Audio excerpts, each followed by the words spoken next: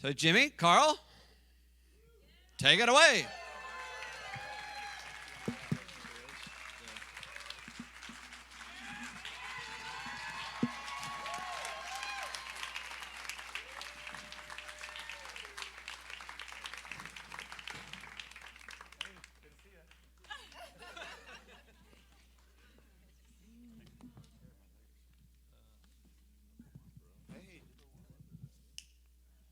All right. Hi, Carl. Hi, Jimmy. We've seen each other more than you guys probably have seen Carl. So we feel very up to date with each other. But hey, today is to bring all of you guys in a little bit of what Carl's journey's been like the last year and a little bit of where we're going. And I thought about this morning on when we talk about we often talk about movements. For us, it's just family. But when we talk about movements, there's kind of three things that mark movements. There is a theology that brings people together. There's a mission that brings people together. And there's relationships that bring people together. And actually, those are the things that hold people together. And if you choose just one, you don't last long. You have to choose all three. There is a theology, a biblical belief and agreement around the Word of God. There is a mission, reach the world for Jesus at all costs. And then there is relationships that ultimately are the glue that hold everything together. And so I think I met Carl when he was 13 years old. So you're 46? Is that right? Wow, you're getting old, man. Golly. Okay, so somebody help me with the math. What is that, 34 years ago? 34 years of relationship. And that's been the glue, though the mission has been rich. Theology has been questionable. Yeah, but we the basics. Based on Jesus. The basics have always been secure. Yes, the basics have always been clear.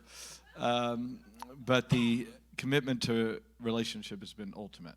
And that is the glue that keeps us together. So with that, we're just going to go through a little bit of, you got to love Carl, because I said, I was going to kind of interview him, and I said, well, Carl, why don't you write the questions and the answers, and then let me look at it, because so this would be normal form here, and then I will ad-lib, much to his fear, as we go. Sounds great. All right, man. Can I just say before I do, because I'm just so overwhelmed. I'm looking at all these faces. I'm just like, wow, I love you guys so much, and if you go to the Tuesday morning AMI staff meeting and missionaries get up there and they're always like, oh my gosh, I don't know half of you, but thank you for praying. And I'm always like, I don't know who you are. I don't know that I prayed for you. But they're just like, but I feel so connected to you. And, and I'm kind of sitting going, I don't even know everybody in the room, but I feel that sense. I just saw Kevin Johnson. I just about lost it. Hey, Kevin. Been a long time. I haven't seen Kevin. Hey, Kevin. I haven't seen Kevin in a while either. Hi. Good to see you. Anyway, just very overwhelmed by this beautiful sea of faces that I love, and it's good to be back here. So, but if you feel I'm feeling all the feels, so I'll try do my best here. You'll do great, man. All right.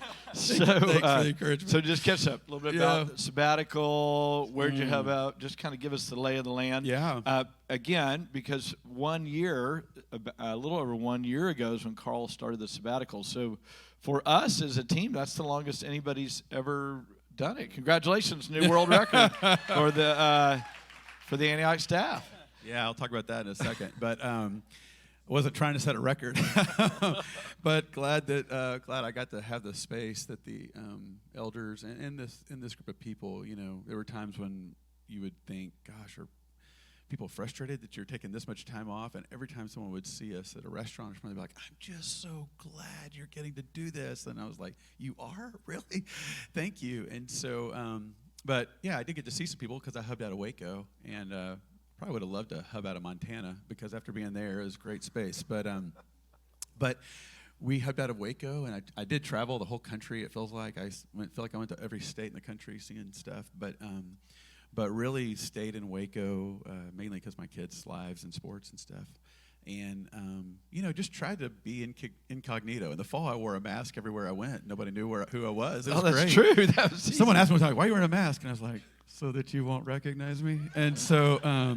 so, Carl, let me ask you a question. I kind of turned into an introvert over this sabbatical, and it was great. So who from the church did you see at HEB on Sunday mornings at 10 o'clock?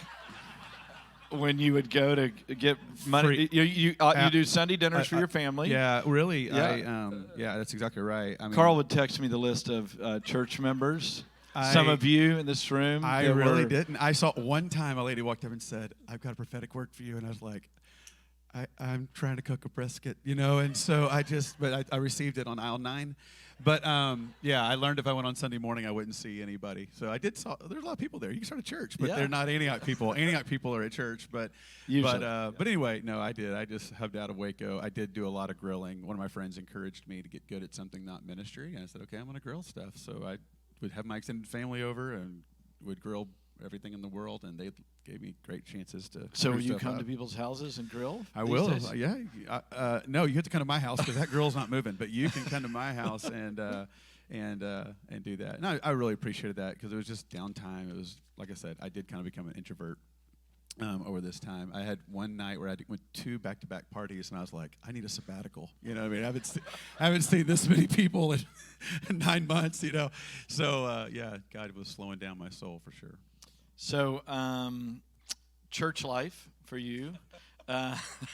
Where'd you go to church on Sundays, Carl? Well, it's weird. It's hard to watch. Did you experience this when you were on sabbatical? It's hard to watch church when you've been in charge of church for a long time. Yeah, you start to see everything, and you're like, you see it through a different lens. So I didn't actually watch church, and the times where Blair and I did go to church, we decided to go to churches that were in streams that we had never been to. So we went to a Catholic Mass, we went to an Anglican church, an Episcopalian church, and Baptist churches back to our old roots, just whatever. Went to several Antioch churches in the movement when we were out in Oklahoma or California, Austin, but not much. But I think I'm going to share this on Sunday, but. But if you know me, I always, in the life group, when they say, what's your walk-up song in baseball, I always say it should have been a cowboy because I'm a wannabe cowboy.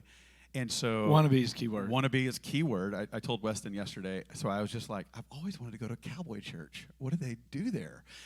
And so I walked in, and I will have to shorten this story, but it was a life-changing Oh, don't moment. Shorten it. Go tell the story. Well, I'll share it more on Sunday, I think, but I walk in, nicest group of people, and this woman's at the front on her banjo, and they're singing songs, and I'm like, I'm having a hard time following, just like, and the moon and the stars, and we're riding our horses, and our carpenter loves us. And I'm just like, he does, and I'm just, but no, he does, but I'm having a hard time singing it. I'm kind of like trying, but, I wore my boots. I'm trying to be here, but everybody's walking over and talking to me and nice. And so lady stops and after the song, she's like, everybody get a bulletin because I wrote down the 10 people who had prayer requests this week. Want to make sure y'all pray. I left off James. James got a real big heart procedure this week. So James, would you pray for James this week? All right, let's do the next one. The carpenter, moon, and the star. And I'm just like, whatever. And she gets done that song, and she looks at us, and she goes, I was watching y'all. Y'all were not singing with me. And we need some movement. I want to see some movement. I want to see some hand clapping. James, you especially. Let's just be honest. You've got that heart procedure coming up because you need to lose a few pounds. And so this is going to help you. And so I want to start saying that thing. Now, that was kind of earlier in my sabbatical. So as a pastor who's responsible for services, I was having PTSD. I was like, I was like, I'm not responsible for James. Poor old James. He gets to go be with Jesus. I'm not going to worry about it. So I just the carpenter, moon, and the stars, I just kind of went back into it. So, yes, ma'am, and I needed to lose a few pounds at that time, too. So I was like, she's going to call me out. So, anyway, so had quite an eclectic church experience. And then, of course, watched this last week, and Weston did a great job doing self-improvement. Wait. So how did it end? Did they find out that you weren't a cowboy at the end? Well, yeah. they were they all came. I think it's the church where they know if you're the visitor, so they were all like, "You got to come back." But you wore your Wranglers and your boots. I wore Wranglers, tried to boots. fit in. I tried to fit in. I didn't, and so. But anyway, they were just, the pastor was like, when he heard I was on sabbaticals, like, I'm dying, I need a sabbatical. Come teach me how to do that. You can come hub out of here, and this can be your sabbatical church. I thought, oh, no. She's going to call out James. I don't know, So anyway, but I'm thankful for those new friends I made. So hope they welcome me back. So yeah, I'll probably share that on Sunday because that was one of those wow church. That's awesome. All right, so we talk about sabbatical. We talk about everybody's like, I'd like a sabbatical just to hang out and do whatever I want, whenever I want, and read my Bible every once in a while, that kind of thing.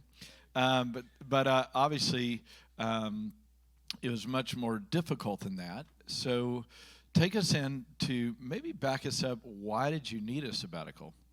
And then what was the thing that God was working on in it? Well, as I started meeting with a counselor in March of 2021, which all my friends right now are seeing counselors, and we're all like, why weren't we doing this for 10 years? I mean, way to go for everybody who's meeting with a counselor. Thank you for everybody who's becoming a counselor. We just need people to help us. And I was, I think just in the intensity of what everybody in the world went through in 2020, 2021, I started to feel that, and I started to meet with this amazing counselor. His name's Bill Galtier. He runs a ministry called Soul Shepherding in California. And Blair and I were out there with him, and he made the comment, have you considered taking an extended sabbatical? And I was thinking, sure, I think I'm up for like 6 weeks here in a month or something. And he's like, no, I mean like 6 months or a year or something. And I went, oh, I'm that messed up? And he's like, what? I was like, well, I only know one guy who's ever gone away he went away for 4 months, and I have not surpassed him in sacrifice. So, and in my mind, I didn't realize it, but I was like, to the degree of messed up you are, that's how long we send you away for. You know what I mean? So it's like, you're messed up this much, you get 3 months. You mess up that much, see you in a year. And so I told him that, and he said, man, you have a really distorted view of rest. And I think God's wanting to pull you so that you don't just go get a break and come back. You actually learn to carry a Sabbath heart. And I was like, yes, Obi-Wan, but I don't know what you're talking about. And so I didn't quite get it. But I stepped into it. And honestly, I stepped into it very scared. I was just like, oh man, I don't want to stop this activity because I'm going to have to look down and deal with what's down there. And people would stop me and be like, how are you doing this? One of my friends said, if I had that long, I would either just go to the gym and be the most jacked specimen of a man, or I'd probably become an alcoholic, and I was like, yeah, I'm not going to probably be either one of those, but I understand the extremes of what you feel, because a sabbatical, it is two worlds. It is a blessing and it is a challenge. It's a blessing because you get to rest, you get to read, you get to reflect. I spent some time with fascinating people. I mean, I have a Jewish rabbi now that meets with me. I have, so I got to meet a famous author. It was just great people. The best part of my sabbatical was getting to be with Blair so much over the last year, and I'm sad that part's over because she's my rock and best friend, and we were like, I've just enjoyed every minute getting to be with her. And so that part is just the beautiful part. And that's why I'm just so grateful as elders. Y'all just supported me, and the church and staff just said, every time I'd see even someone at church from church I didn't know, they'd be like, we're so glad. I was like, you are, thank you.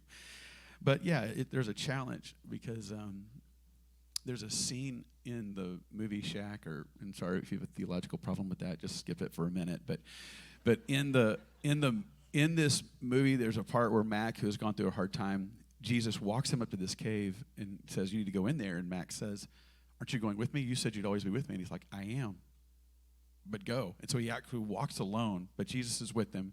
And he has this hard encounter where God's asking him some really tough questions and dealing with suffering. And then he gets to see his little girl and the whole thing, and he leaves. And Jesus says, how was it? And he says, terrible and wonderful. And I was like, that's what a sabbatical, I think, is supposed to be if you have the courage to take it on. But it's supposed to be the blessing side that rejuvenates and refreshes. But then you have to be okay with being with yourself. And like I said, I became an introvert, and that meant I like to be by myself. But I wasn't necessarily okay with myself. because I didn't realize as a pastor how much adrenaline I run off of. And that's good. There's some good parts to that. But the events we pull off, the people we see saved, baptized, crisis aversion, all that stuff, when it's gone, the adrenaline runs off, and it is like, oh, crud. I could feel everything that adrenaline had covered up. I could hear voices that I was like, oh, God, I didn't know I thought that about you or about others or whatever, And so I think that there was a lot of challenge there. And then, honestly, you have no excuse on a sabbatical. It's like, you didn't work out for a season.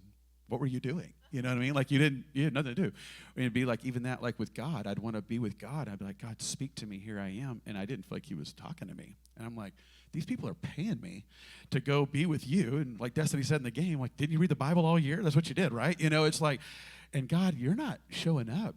And honestly, I read an article by someone about the dark night of the soul, just the desert fathers who experience a season where you realize God's not punishing you, but he's withdrawing his felt presence from you to touch a deep, deep place in you. And that's where I was living for a while. And that's hard, when you're by yourself and you're just like, okay, it's me and Blair and the kids and volleyball games, and that's about it. And so, but I just had to say, God, I do not. At first, I was real anxious about that. And I met the author of The Shack, actually, and I said, Paul, I heard you say in an interview that your counselor told you got healed the fastest than anyone's ever seen. So what did you do? I need that formula so that I get better and get fixed and get on with it. And he was like, he just laughed, and he was like, well, control freak.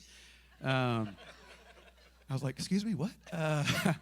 He said, I think you're missing this sabbatical thing, like you're supposed to get fixed. Like, I think he's trying to not fix you. I think he's trying to inaugurate something new in you.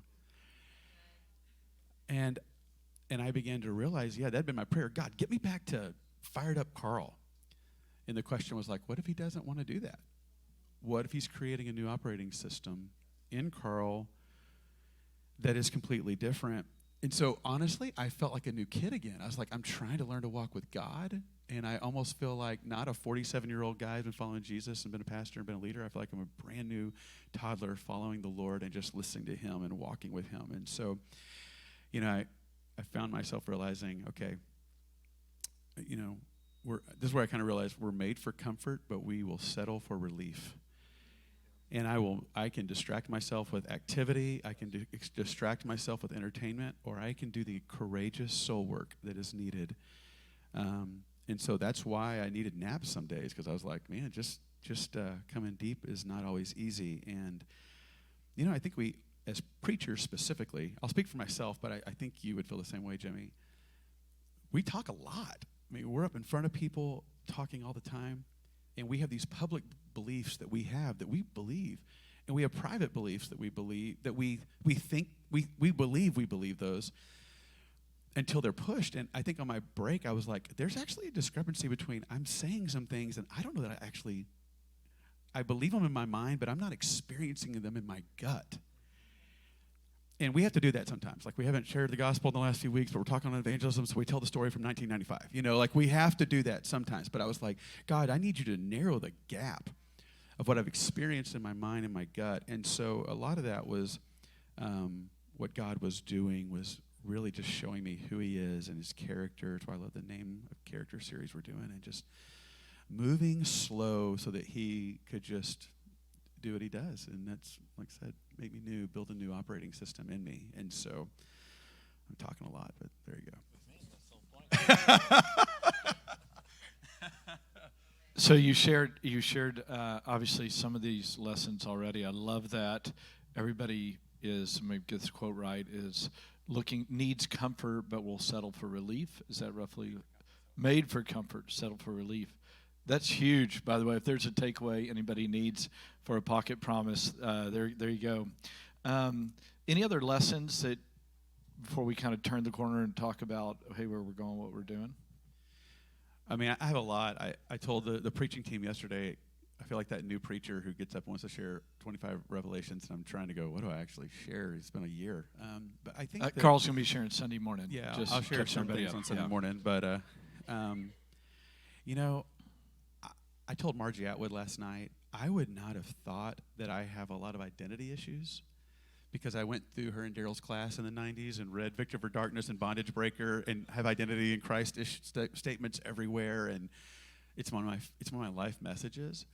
So I wouldn't have thought that was it, but I think I realized over the break, I was like, it's almost like, your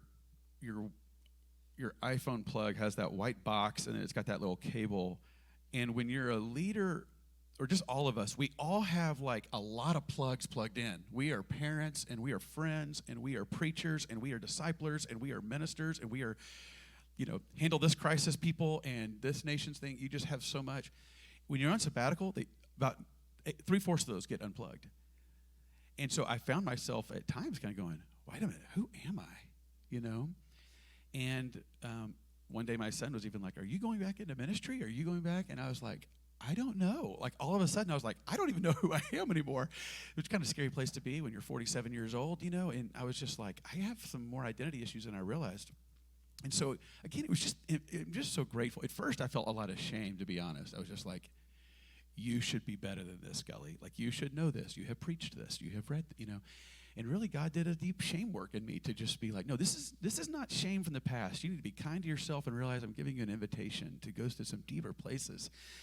And so, like Jimmy and I, we've been talking some, man, about what we experience as leaders when people leave our church, and there's a lot of emotions that are there. If you don't care at all when someone leaves the church, then maybe you didn't love well, right? And then at the same time, I can get incapacitated at times when someone leaves. Not like moves to Fort Worth. We're excited, that's happening. But, some people leave because they're like, it's a transition, and some people kind of give you the middle finger and walk out the door. And it can hit you, right? And I found myself just really asking the question, man, is this church built on me? Like, is this about me? Or am I grieving just because I love them? Or does them leaving speak to who I am? And at times, our systems aren't great to keep them in life groups, so they leave. Well, we need to work on our system. Or, Carl, you didn't do that great, so you need to change that. So there is truth to it, but the lie behind it says, I am what I do. I am what I do. And so what God, I think, was trying to shift in me was even some healthy perspective there. And so I started praying this prayer, God, I just abandon all the outcomes to you. I want to be liberated from being the one who has to put the seed in the ground and then just watch it and get it to the finish line. It's kind of like you're a bowler and you bowl, and then you're like, what do? You start going like this to kind of, as if that does anything, But that's what we do sometimes in ministry. We're like, okay, go follow Jesus. No, not that way. Come to this event. Do this, do that, and you're like swaying. And it's like God was just saying, peace. Just the ball is moving, and I will either bend it or it'll go in the gutter, and or it'll resurrect from the ditch and come back out and hit a few pins. And so that was really liberating for me, because I realized I'm still going to give my best to whatever I do, but I don't want to be consumed with, so how did that event go, and how did that sermon go, and how did that person situation go, because my ego is not on the line anymore, and can partner with God. So I think that there was a lot of identity things. I could, a lot of even about how I generated activity, God would speak to me about. I wouldn't say he spoke to me. At times I was like, just experiences he was giving me to speak to about that. So anyway, I think that just in general, my verse throughout this time was Galatians 4:19, where Paul said, my dear children, I would just read that over and over, my dear children. It's like, and I would just throughout the day just walk around. I carry this little cross, and every time I touch it, I'd just be like, he likes me. He doesn't just love me, he likes me. And Sean Richmond, since he did a sabbatical for a year beforehand, he was my coach, and we were joking that we kind of had the same revelations by the end of our sabbatical, and it was, God really likes me. I can really trust him. And we were like, maybe we shouldn't tell the church that we went away for a year to be convinced that God loves us and we can trust him. We learned that in Vacation Bible School, but I think that from my experience of meeting a lot of pastors and missionaries, business leaders, artists, especially kind of something with the 40s and 50s can hit you, and you have to ask yourself what you really believe. And I watched a lot of people's lives implode recently, and so I'm grateful that I didn't just take a 4-week break and, as I told you and Laura yesterday, just kind of throw some Coke on the wires and on the battery and watch the blue corrosion go away. It was like, Lord, I just want a new operating system to live off of. And so the rest of that verse says, I'm in the pains or anguish of childbirth until Christ is formed in you. And I just would say, God, I just want to so have been with you and put practices in my life that I just effortlessly exude the deeds and personalities of Jesus. Because I'm a grinder. I'm a little bit more like, we are going to knock on that wall, and if I have to jump through it, we will. And it was like God was just saying, you don't need to jump through any more walls. Or my statement I always say, I'll just carry you across the finish line. I'm like, Jesus is like, why? That's not your job. And so I think that God just taking me back to just, Lord, I want to effortlessly let you come out of my life.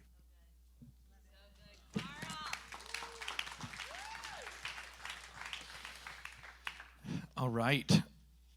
Well, we obviously, this is the beginning of re-entry, and we've talked about, different roles. What does that look like? We've been talking as a team.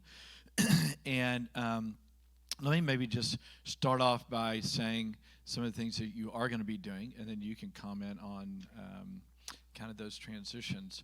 I want to just, for those who've been around a while, you would have heard this, but sometimes, things get lost through the years.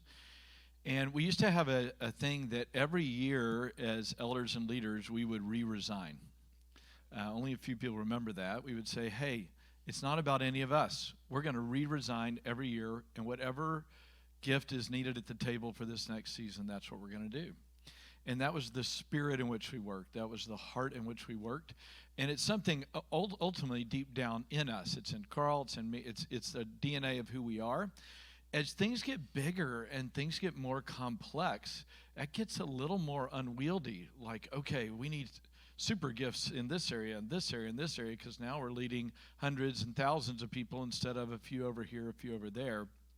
And sometimes in the whole gift distribution thing, you can get a little lost, as Carl said, in identity and all kinds of other things, and your own value, your own worth, your own success, your own failure. And so it gets a little complex out there. But what I've found through the years is whenever things get too overwhelming, too mind-boggling, and too conflictual, especially among people who love Jesus, love each other, and are committed together, it's probably time to call time out and say, let's get back to simplicity. Let's just take a deep breath, go back to where we started. Jesus, we're all gifted by God, no question. Everybody's loved by God. Everybody feels called by God together. So where might we distribute our gifts for the betterment of the whole, whatever that looks like? And so that is kind of how we are looking at Carl's re-entry, and we've been in dialogue together. This hasn't just been, it's been a very much we conversation. And obviously the first one was, hey, do you feel called back here with us? I'm going to let him address that. Do you want to be a part of the team again? Excuse me, team again. And of course, I knew the answer to that. I'm not choked up. It's granola. Little granola. Didn't get enough milk with the granola this morning, I think. Though I could get choked up. That would not be unusual. Thank you, honey. That would not be past us. It's not. So anyway, so the things that Carl's going to be coming back and doing for sure is he is an elder to care and oversee this body. If you haven't seen his heart for this body, I don't know what else to offer you, but that is sure and secure. He is going to be on the strategy team with us because, of course, we know that he has a strategic gift in mind to serve us. And one of the biggest needs in the immediate is we have been working a lot. Some of you may have noticed this. Some of you may have not. But this actually has been purposeful, that we've been working a lot on the staff, on us getting reconvened after a rough couple of years and getting everybody in the right position, the right place on the boat and pulling everybody together. And been a lot of work that we've done, and I think one of the crescendos was our staff retreat. If you guys experienced that, it was so beautiful. Just the unity and the joy and the fun, but also the clarity. These are the family values. These are what we expect of each other. This is where we're going as a community. And a lot of that actually was Carl's work to prod us forward in that, and we just kind of took that, completed that. And so for us, we feel great as overseers and leaders about the team that we have. We feel great about where we're going. We feel clear about God's leadership. And so there's a real joy at the staff level. Now, just want to pause to say, and there will always be a challenge or two going on. That's just the nature of being human. So a challenge or two does not determine the whole, right? But as a whole, we're in a great place to move forward, and we all feel that. And then I can speak on Carl's behalf.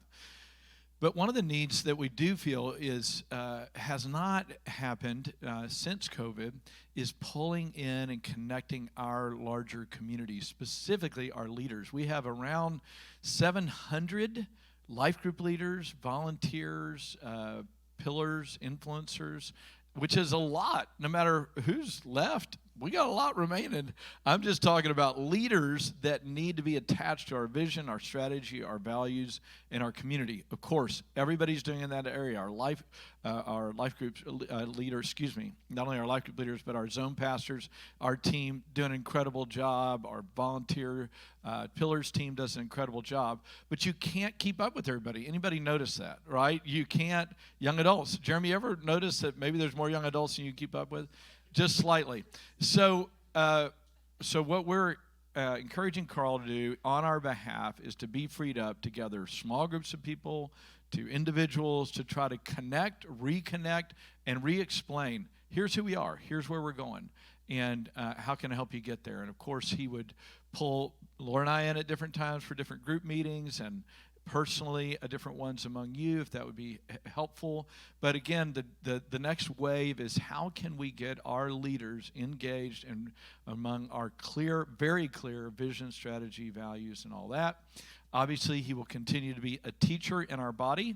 And I want to say a teacher because we have such a emerging teaching team. And so you will hear from Carl as much as any of the others on the team, but it won't be just, okay, now Carl's the lead teacher and we're going down the road. We're purposely really leaning in this semester coming up into our prayer initiative, making sure that is getting all the way through. Carl will be partnering in that, but he will be a teacher on the team, and of course he is for many the favorite teacher on the team, and we rejoice over that. But again, it's going to be a team effort. So I just wanted to clarify that. And again, down the road, if it seems right for Carl to teach for 10 weeks, then he'll teach for 10 weeks. But we'll do it as a team spirit and pray together about who needs to do what when. So looking forward to that. The third piece of his job description is that he will also obviously be discipling and mentoring as he always does. And then the specific deal, and I know it's deep on his heart, is so much of what he has learned. His heart is for other leaders, not only on our staff, but in our movement. And we are continuing to expand our care for our pastors and leaders. So Carl will be taking part of his time doing that. So if we kind of like 4 areas of ministry, connect the body to our strategy, vision, values, that's huge. That's the large lion's share.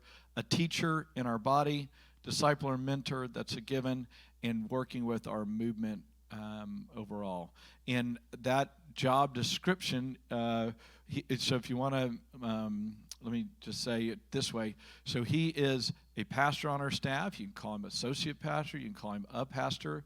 But we are going back to the clarity of one senior pastor, not senior pastor, lead pastor. It's not that somebody else is taking the lead pastor role. We're just not going to use that term so that we can lead more as a team from here on out.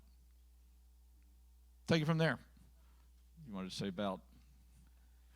I still feel just overwhelmed seeing all your faces. I'm just thrilled to be back with this family, and I just have so many thoughts I could share. One is I'm just so grateful for my my prayer shield. I have the best prayer shield in the history of prayer shields, and Carrie's helped lead that with, I see Rick and Penny and others that are part of that, and they've been my boiler room.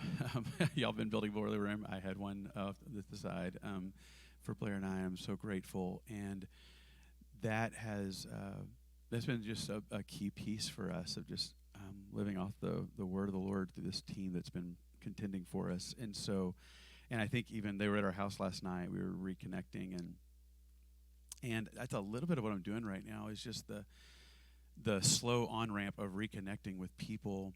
And like I said, there's people in this room I'm still needing to meet or reconnect with, because it's like this thrill to get back, and then I'm a little nervous, if I'm honest. It's when you're gone for a year, one of the things we talked about, Blair and I talked about a lot, is like if we're going to do this, things are going to change, relationships are going to change, structures are going to change. When we left, there's our world and our society was at a different level of tension. There's a lot of tension, and we were going through tensions, and teams were going through a lot of tensions. And so I'm thankful for the time that the elders have given, even the last month, that y'all aren't living back there, but to give us the chance to kind of have those conversations and go back to some of those places and just clean the decks and say, how do we go forward? And as I step in, again, I've actually connected with several Antioch missionaries, but a lot of missionaries from other movements due to the different programs I've been a part of. And when I hear them talk about what it's like to leave one country and go to another, I've never experienced that. But I started to understand to a degree, to the best I can, without leaving China and moving to another place, because I was like, that's kind of what I feel like with my role, with my job. Like, I'm such a people person that I loved my job and my role before that, before the sabbatical. So there is a grief in not stepping back into that same country, that same role. And so it's like a grieving over one place, and then it's like, but it doesn't mean you're not excited about moving to India and serving there either. It's like now I'm stepping in this new role, and so, but nervousness just as because I want to continue to attend to what the work's God doing in me. Like I said, I don't feel like He put a red bow on me on May 31st and said, "Good job, buddy, hop back in." It was actually. I thought Sunday morning you with a red bow would be really on my head. Yeah, Carl's done. This is tie it with a bow. Come share with us. And honestly, I felt like He kind of fired the gun and said, "Okay, now it's time. Let's walk this out together." So I'm appreciative again of the elders kind of helping me build a slow on ramp. I'm actually leaving to go be with some soul shepherding guys tomorrow. So. So as I get used to this role shift, there's great excitement in connecting with people, great excitement in the various things you just said. So much excitement about walking with this family in this room, and getting to reconnect with the elders has been beautiful. And I just want to thank you and Laura for. Blair and I even said, I can't believe we're doing this in May. It's the busiest season for people, and y'all just stopped your worlds and many times and spent so much time with us. And so we love you and Laura, and so we believe in you. We believe in what you are leading us into in this hour, and where our church is going, and just honored to get to be a part of that. So there's this beautiful place of excitement, grief of the past at one level, excitement for the future. And as I told my prayer shield last night, because of the work God's done in me, it's like what I do at this age in my life really matters, but who I'm becoming is the gift I want to give Jesus more than what I'm doing. And so I'm really more saying, Spirit of God, in the next few years, that's my gift I'm going to give you, and want that to be the predominant thing, and roles will get figured out. Amen. I'll end with this. Maybe I don't think we've talked about this. Maybe we have, but a memory I have in the middle of COVID was Carl and I did a podcast. It was the only one we did together, And we prayed that prayer like it's like they told you never pray for patience, because something will happen in life to give you the opportunity to be patient. We remember us looking at each other and said, look, when all this is done, we just want to be more like Jesus. Remember we said that that's what you want. And I had that ominous feeling as we were saying that to each other that we might have the opportunity. And we didn't really mean it, Lord. No, we didn't. Not in this way, Lord. Is there another way? We weren't touching at that time because of COVID. So remember we did the elbow bump and said, yes, let's be more like Jesus. Yes, let's be more like Jesus. And, thank you. Whenever I experience moments like that, I'm like, well, I was the one saying it. Yeah, we said it. So he was just faithful to his word. We said it, and that's our commitment to Jesus, to this body, to each other, for the glory of God. Amen. Thanks, brother.